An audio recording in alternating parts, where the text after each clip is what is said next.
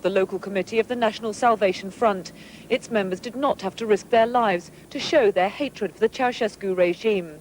And so far in Moldavia, little has really changed. Romanians here have seen no evidence to reassure them that they're no longer being watched. Many are still wary of expressing their views. And there are few signs of the promised new supplies of food. Dan Petrescu was one of the best-known dissident writers under the old regime. He spent more than a year under house arrest. He resigned from the local ruling committee, deeply sceptical about those who've taken charge in Moldavia. There can be no salvation without change. It is not possible to take a new course of action if we only destroy some of the old and vicious structures without destroying the people who form them. And the students who led the demonstrations that toppled the old party leaders are worried that the political upheaval has merely allowed opportunists to seize power. People are still frightened.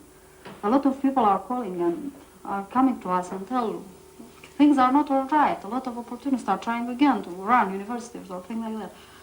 But they are still frightened. They're still frightened to give names. You must not forget that here for 25 years, everybody was afraid to speak. Maybe there are slow changes that in other parts of the country, but they will come for sure. If not, we will make a local revolution here. We must be quite sure about this.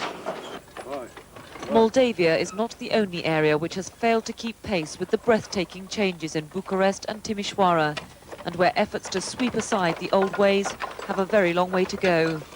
Carol Walker, BBC News, Moldavia. The plodding pace of reform in Moldavia. Two leading British politicians leave later today on an official visit to Vietnam to monitor the progress of the first refugees who've been compulsorily repatriated.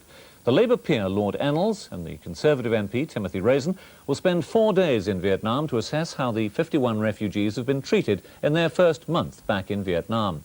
The two, who are both former ministers, are going at the request of the Foreign Secretary, Douglas Hurd. Britain sent the first 51 boat people back to Vietnam last month against a background of international political outcry. But the government maintained that the mandatory repatriations only affected economic migrants, those simply seeking a better life, and not genuine political refugees.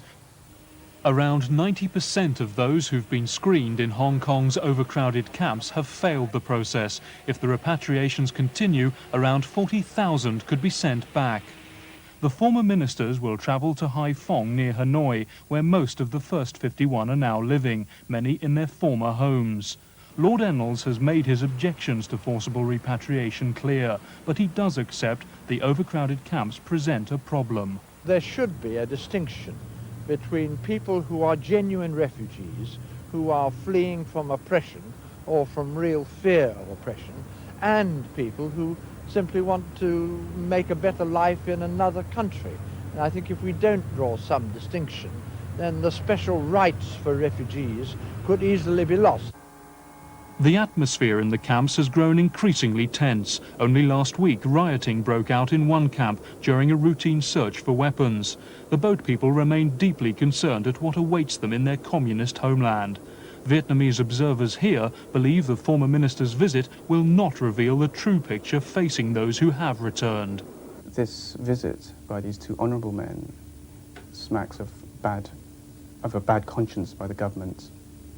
I don't think that ENNALS and Raisin will hear the whole truth when they visit the deportees. They'll hear something, but I think that these people will feel constrained by fears of some form of official retribution.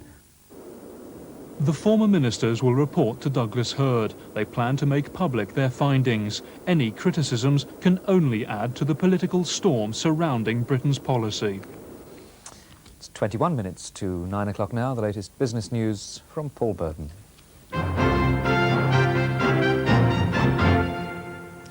Hello. The dollar has come under severe pressure on the foreign exchanges around the world, although it steadied in Tokyo overnight. The sudden fluctuations in the fortunes of the US currency started yesterday with the decision by the West German Bundesbank to sell dollars rather than raise interest rates to protect the Deutsche Mark. At the moment, the dollar has come up slightly against the pound at 163.16, and it's also slightly up on the last night value against the yen at 144.10. Electricians at Ford have voted by more than 8 to 1 to take strike action over the company's 2-year pay offer. They're the 7th union in the company to back industrial action, and if peace talks break down next week, an indefinite strike at Ford seems likely. Barclays Bank is to be given powers to deal in debt securities in the United States. The US Federal Reserve Board approved a plan that will let Barclays' American subsidiary and 2 Canadian banks join the small group of American banks allowed to deal in securities. Later today, the shareholders of Kingfisher gather to give their approval for the company's hostile takeover bid for Dixons. Kingfisher, formerly known as Woolworths, is offering 120 pence a share for Dixons. The takeover battle heated up earlier this week when Kingfisher issued an analysis of Dixons' profits, which purported to show that their bid target is suffering from deep-seated commercial problems, an accusation hotly denied by Dixons. So far, Kingfisher's offer has only been accepted by under 1% of Dixons' shareholders. So earlier this morning, I asked Kingfisher's chief executive, Jeff Mulcahy, whether his present offer was still a credible one. This is a very serious offer for a company that is in very serious decline. The decline in Dixons has started in the mid-1980s. The outlook for the retail market over the next year or so is very bleak and it's very tough. Therefore, the 120p offer is really a very serious price. But 120 pence is less, 18 pence less than the market actually values the company at the moment. I think we are at early days in this battle. We've issued a very detailed offer document and a very detailed analysis of the underlying profitability of the business. As people appreciate the fact that this business has been in decline and what the true underlying profitability is, I think it will be seen that our 120p offer is indeed a very fair price.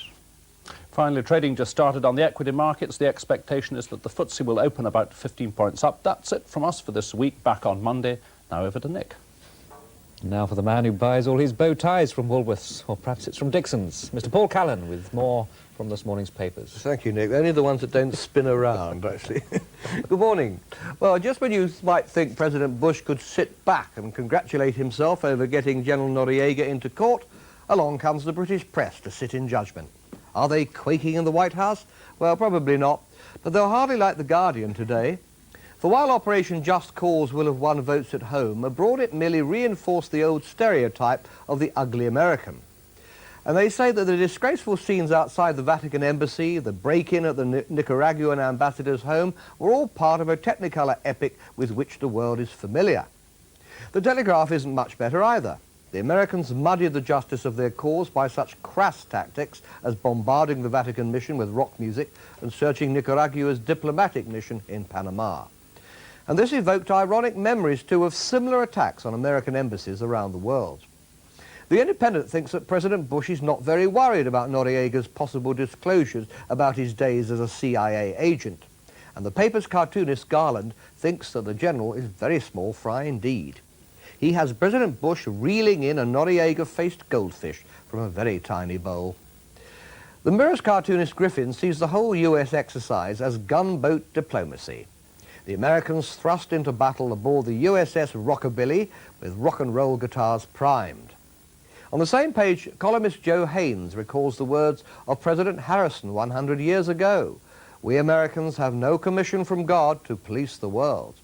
And he also recalls what Oscar Wilde said about the dear old US of A. Of course, America was often discovered before Columbus, but it was always hushed up.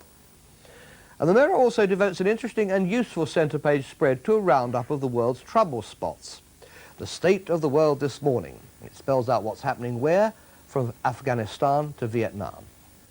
And finally, the award of an honorary CBE to Herr Manfred Rommel, the son of the Desert Fox, Field Marshal Rommel, gets both the Telegraph and the Sun all excited in their different all-British ways. The Telegraph pins a little iron cross on the old Field Marshal and a little CBE on his son, just so that you'd really get the point. And the Sun, well, they get quite overheated with it all. Rommel, CBE, the headline you never thought you would read in the Sun. Well, that's quite a lot of things I think you'd never think you'd read in the Sun. Indeed, there it is. It's 16 minutes to 9 o'clock. You're watching the BBC Breakfast News. The headlines this morning. General Manuel Noriega of Panama has refused to recognize the Americans' right to try him. He's been charged with drug offenses in a Miami court. Here, senior casualty surgeons say the ambulance dispute is causing deaths among patients and discomfort and distress to others. They say the dispute should be ended speedily. President Gorbachev is facing still more difficulties as nationalist feeling spreads through his northern and southern republics. We turn now to the disturbing news that the trade in child pornography appears to be growing. Police in London are so concerned at the ease with which such material can be obtained and the number of children being lured into producing it that they've set up the country's first child pornography squad. But even when offenders are jailed, little or no effort is made to rehabilitate them, and many go on to commit the same crimes again. A cold night at London's Piccadilly. Mingling beneath the bright city lights are tourists and sightseers, prostitutes, pimps and pornographers. This time the big commercial producers. Young runaways are particularly easy fodder for the racketeers. Certainly of the numbers of kids that we see that come to us in that situation, say on the run from care, 75–80% of the kids are involved some way or another in either soft porn, hard porn, or the making of paedophilia films. Unlike adult pornography, commonly available across the country in red light districts like this, child pornography is always illegal. In Britain, thanks to a tightening of the law some 18 months ago, even to possess an indecent photograph of a child under the age of 16 is a crime. To distribute it could merit a prison sentence of up to 3 years. A lot of people in Britain think that it doesn't exist, that it doesn't happen here, or that it happens in America or somewhere like that. But I think it's a lot of people here that are involved. Until people acknowledge that it exists, then there's nothing that can be done. The police say most child pornography is produced by secret networks of paedophiles recording the abuses they perpetrate. The pictures they take are swapped and exchanged between them, every now and again being sold into a burgeoning commercial market. When I first began to be involved as head of this branch, I thought that people were sick. I've changed my mind. They're evil. There's nothing good about them. They're ruining our youngsters. Well, joining me now in the studio is the Newsnight reporter Janet TREWIN, who has just completed a major investigation into child pornography, and from Birmingham, Ray Wire, the director of the Gracewell Clinic, which treats sexual abusers and their families. Janet, first of all, from your researches, which covered a period of months, I believe, just how widespread is this awful trade? It's very difficult to gauge the true extent of it. The police are seriously concerned, obviously, because in London, at least, they have put the facilities and the money into these 6 officers. But they have got a very uphill struggle. Already they have a paedophile index. These are suspected paedophiles, and they number 3,000. It's been estimated that if they checked out each of those people with their 6 officers that they have at the moment, it would take them 20 years to do just that. Who is perpetrating these crimes? Is there a profile of a typical paedophile? Well, the police have a profile that is quite a frightening one, actually. It's a middle-aged white person who is middle class, fairly wealthy, and because of that is quite able to cover his tracks, if you like. And many of the cases that they have dealt with involve people like barristers, you know, all the people in normal society that in fact come into contact with children, typically your cubmaster, your vicars, all the people that you might typically expect to be involved in this kind of thing. Ray Wire, if I could bring you in at this point. We heard the police superintendent there say that these people aren't sick, they're evil. What is your view on that? I think child pornography reflects clearly that in our society there are thousands of men who actually believe that children wrongly can give consent to sexual acts and that children don't actually mind it. And whilst you have these belief systems in operation that nobody confronts, and it's going to continue, the tragedy is that throughout Europe the possession of child pornography is legal. And therefore it's only in this country, and only 18 months ago did we make it illegal. So we've been having double standards for years. We have public outcries of child sex abuse, and yet the tragedy is that men can actually watch child pornography throughout Europe, and the possession of it is not illegal. And I think that's absolutely crazy. But what child pornography does more than anything, it reinforces the beliefs that pedophiles have. And these are men who believe that it's okay to have sex with children. How successfully can these people people be treated? I think we're talking about control and reducing risk. We're not talking about cure. The tragedy is if you believe that prison on its own will actually stop the person doing it again when he comes out, especially this group, then we are doomed to fail. We have to do something with them when we're in prison, and we have to monitor and control and keep some form of check and surveillance on them when they are released, and actually begin to look at the belief system and distorted thinking that can enable a man to sexually abuse a child and think it's okay. That's the tragedy of all this. Janet, coming back to you, just how unequal a battle does the law now have? We've heard about the 6 men in the Scotland Yard unit, but can the law control the spread of this? They find it immensely difficult. They have to infiltrate the paedophile networks. Paedophiles seem to work, as the police put it to me, in terrorist cells almost. They're underground, extremely secret. We infiltrated them ourselves using a pseudonym, fake addresses and things like that. And we were able fairly easily, by using adverts in normal personal contact adverts in magazines that are quite commonly available in the high street newsagents, and we were able to get into there. But having done that, the chains extend, they go on. One group that the police broke up extended from South London up to Leicester, across further north, then back down into London. 4 men were involved in that ring. But over a period of years, 200 children had been abused by these people and were constantly being abused, and none of the children ever tell.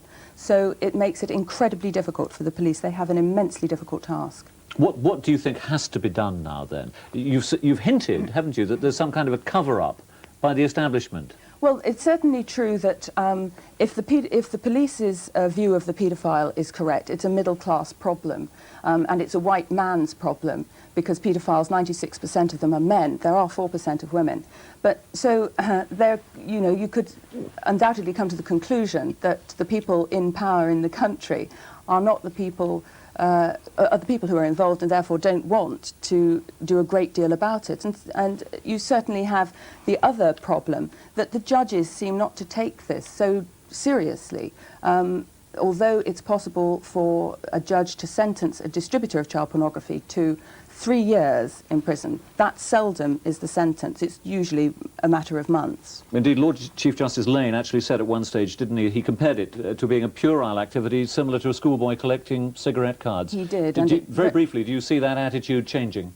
I would like to see it changing as a result of the kind of work that we've done on Newsnight, certainly. Janet, TREWIN and Ray Wire up in Birmingham, thank you both very much for joining us this morning. Nick. Thank you. The evil trade in child pornography. Well, let's go abroad now. The Hong Kong government has asked Britain for a 6-month exemption from the international ban on ivory trading. Hong Kong has a stockpile of ivory worth over £80 million. It's the largest in the world. The ban, which is due to take effect on January the 18th, has led to protests by hundreds of ivory workers who will lose their jobs. Brian Barron reports. In the dusty corner of a government strong room lie the pathetic remnants of one of Africa's dwindling elephant herds. This is smuggled ivory, confiscated by Hong Kong's vigilant customs service. 13 years ago, when we took these pictures in Kenya, there were 1.5 million African elephants. Today, the number has shrunk to 600,000 because of slaughter by ivory poachers. Now, faced by a worldwide ban on ivory dealing, Hong Kong is wondering how to dispose of a 670-ton ivory stockpile. That's about 100,000 African elephants. To dispose of any significant proportion of that stock in anything under a period of a few years is really not very realistic. Does that mean people who own it are going to lose a fortune? It seems entirely likely. We have got all the papers from UK government verifying everything is legal. We rely on the UK government verification, and now all of a sudden they said, okay, this is not legal. I don't know what kind of attitude they are taking by promising us that it is legal. It was legal a few years ago or even until last year, and all of a sudden they tell us it is illegal. It is true that most of Hong Kong's ivory stockpile was legally imported, though conservationists argue the bulk of the ivory was poached and then sent to this colony by corrupt government officials in Africa. But the international agreement on stopping all ivory dealing later this month makes the 1,500 highly skilled ivory carvers of Hong Kong an endangered species themselves, after an honoured Chinese tradition of 3,000 years. All of them are artists, and they have devoted all their lives in working in the art business, like every artist do. So now all of a sudden they lose their job, and besides they lose some material which they rely on to carve. We have done the best we can so far by way of trying to set up re-employment opportunities and retraining schemes. But since quite a number of these people are rather elderly and have known no other skill, retraining is problematic, to put it mildly. Conservationists say if the elephant is to survive, the total ban on ivory is essential. But in African states like Zimbabwe and Botswana, where game is conserved and controlled, the ban even forbids them exporting ivory from official culls. And it seems unrealistic to expect Hong Kong to instantly liquidate an ivory stockpile built up over 10 years. There's talk of using mammoth ivory from the millions of extinct beasts preserved by the permafrost under Siberia, but there is a snag. We are nonetheless concerned that if mammoth ivory does come into Hong Kong, that this may provide a loophole for people still holding stocks of African ivory here, that they would be able to treat the ivory by boiling it in tea and then baking it to give it an ancient look, and then that they would be able to continue exporting African ivory in the guise of mammoth ivory. As a final disincentive to the buying of ivory, Britain and its European allies, along with the United States, have banned the import of all ivory products. This leaves the curio shops and ivory dealers of this colony high and dry. Brian Barron, BBC News, Hong Kong. And that's it from us at the end of this first week of the new year. Thanks for watching. Join us again on Monday. Have a good weekend. From Laurie and me, bye-bye. Bye-bye.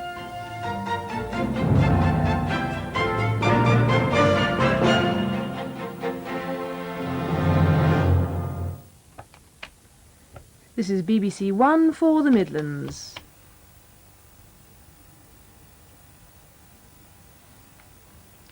Good morning, now here's the Midlands news and weather. A decision will be made later today on whether to bring army ambulances into Staffordshire, an area that until now has been relatively unaffected by the ambulance dispute. The county's police force was brought in to provide emergency cover last night as crews decided to step up their industrial action. They've halved the number of hours they're prepared to work. Meanwhile, union leaders from all over the region are meeting in Birmingham later this morning to discuss their next moves in the dispute.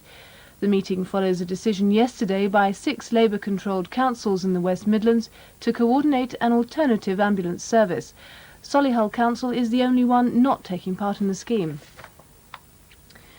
A man is due to appear in court in Birmingham today, charged with causing the death by reckless driving of the actor Paul Henry's daughter. Justine Smith, who was 18, died when the van she was travelling in crashed.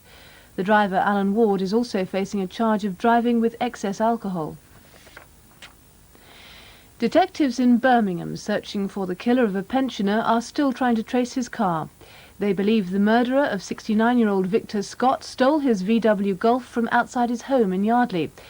The car is light blue, has a disabled sticker in the windscreen, and its registration number is DOE 307V. 3 men are to appear in court today accused of murdering a man from Coventry.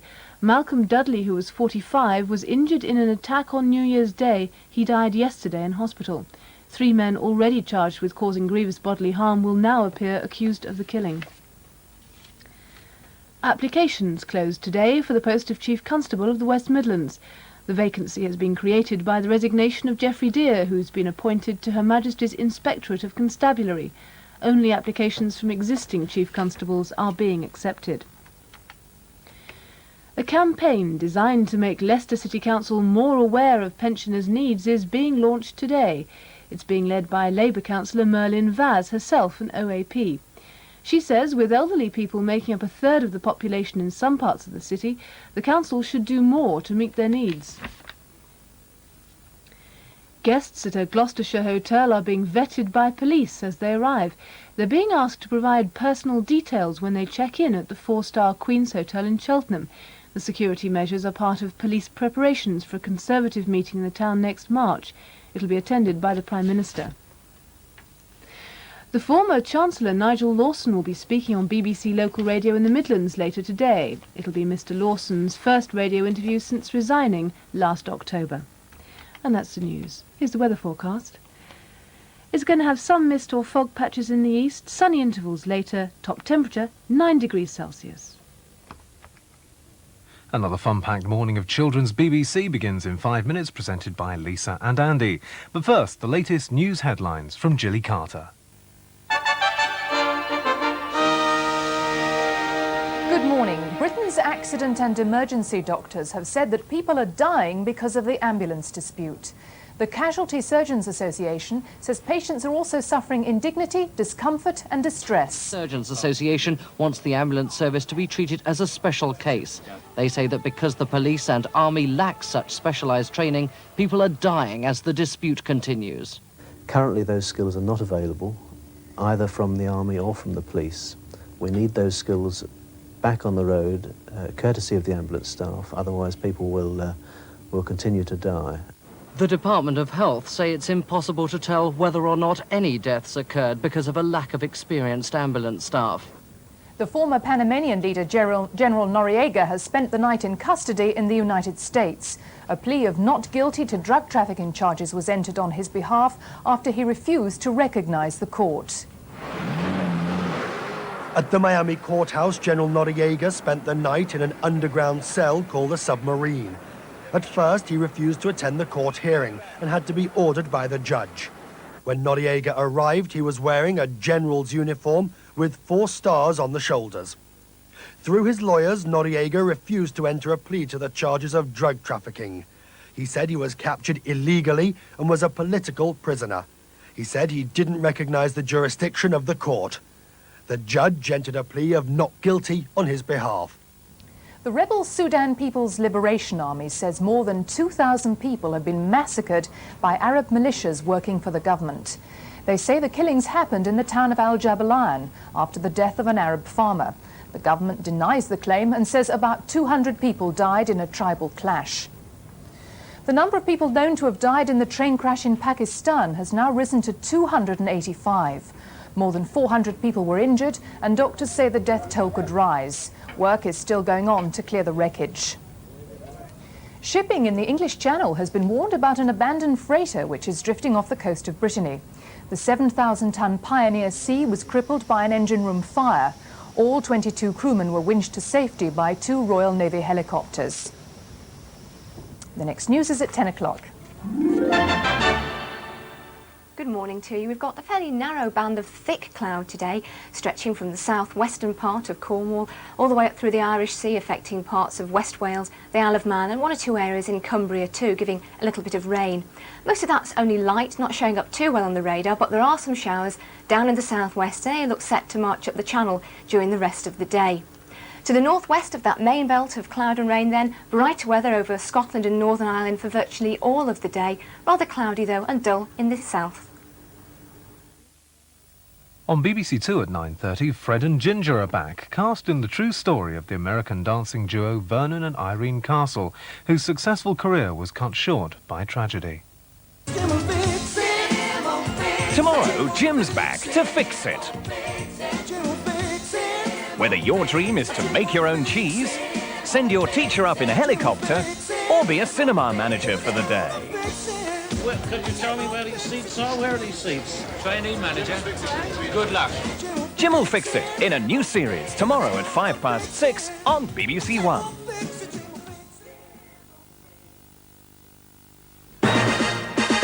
Yes, ladies and gentlemen, it is gone.